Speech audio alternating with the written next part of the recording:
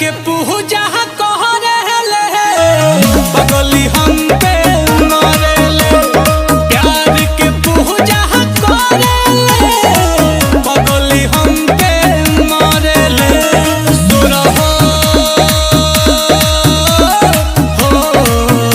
तो hello guys, तो हमारा डांस आपको कैसा लगा गाइस?